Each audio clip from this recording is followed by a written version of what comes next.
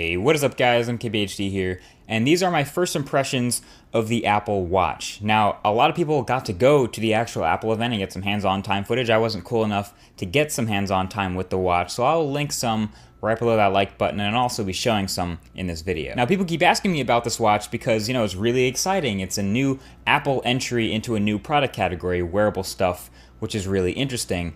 But after about a day or so later, I just have really mixed feelings about it. So for those who haven't seen, the Apple Watch was announced yesterday alongside the iPhone 6 and iPhone 6 Plus, which I'll also be covering.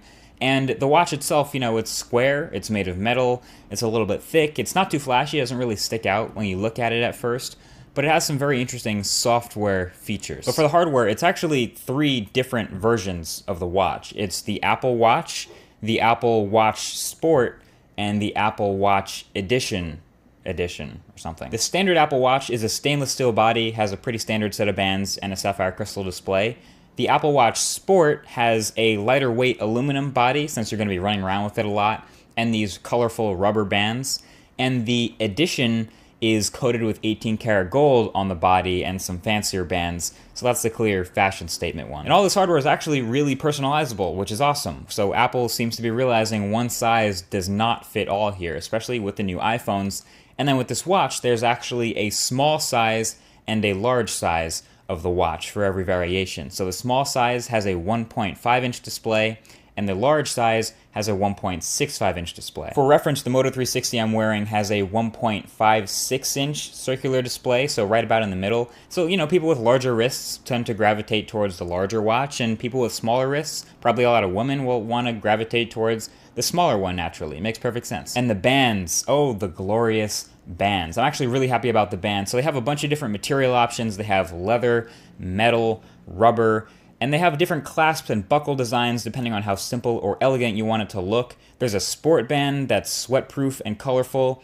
There's the leather loop that has freaking magnets like an iPad smart cover. It's brilliant. I love the bands. They're really awesome. But what's really going to make the bands important is the way they click in and click out. There's a really easily removable standard that Apple's created for Apple Watch bands, and that's going to make the bands huge. You can already see third-party manufacturers now making other different materials and designs for watch bands, the same way they make different cases for the iPhone now. It has a starting price of $349, but that's just the base price, so that's probably the smallest face with the most basic band. So I'd expect to probably pay more like $400 to $450 for this watch, which is not cheap. But here's where the mixed emotion part comes in: the software. The knob. There's a dial, the knob looking thing on the side of the Apple Watch to interact with this new software. The watch senses that you're raising your wrist and then activates the display. You see an organization of apps that, while new, is somehow familiar. Navigation is fluid and vital. Magnifying content on a small display is fundamentally important. Pause. Is it actually? Is it really though? Like, are we actually going to be showing people pictures on our watch instead of our phone?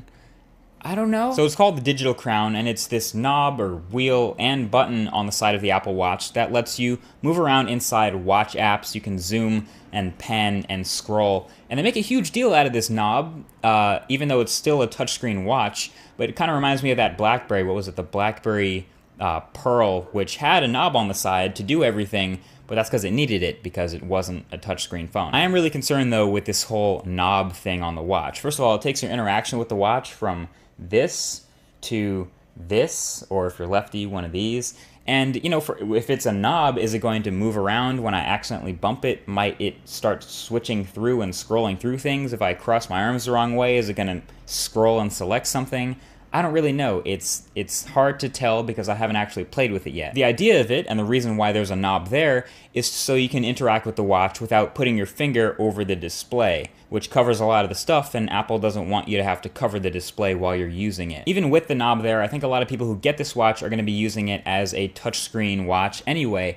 But that's the other thing. Even though it has the whole tap versus press sensitivity thing, the user interface is so much less finger friendly than the other smartwatch user interfaces. If you've seen my Android Wear smartwatch review video, you know, it's nice and big, all the notifications you can swipe through.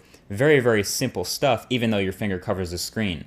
This is Apple's watch home screen. If you want to know what's happening here, there are a bunch of app shortcuts to launch watch-specific apps, but I don't even think I want to be doing that anyway if that's going to be killing my watch battery. Here's my bottom line. If you take the Apple logo off of this, and you just imagine it was made by some other company, Samsung for example, and they come out and say, here is our revolutionary new watch. It's a square, it has a knob on the side, it has this really weird software, and it only works with our phones. You might have laughed it off the stage if that was a Samsung Galaxy Gear or whatever it was, but because it's an Apple Watch, we're willing to give it a shot, just willing to give it a try. It's technically not even out yet. They have till the beginning of next year when they release it, and they say they've been working on it for years, but I guess they have a couple more months to get more revisions done with the software and the hardware, but I'm not convinced yet. Smartwatches as a whole have a lot of convincing to do. I'll talk more about that in my Moto 360 review, which is coming very soon, and I hope to get my hands on the Apple Watch soon and mess around with that too. But until then, very mixed feelings about this Apple Watch, and I'll keep my eye out for any improvements or impressions that come along in between now and early 2015. Until then, feel free to give a thumbs up on this video if you enjoyed it, and a subscribe button is also below if you want to see more videos like this. Thank you for watching, and I'll talk to you guys in the next one. Peace.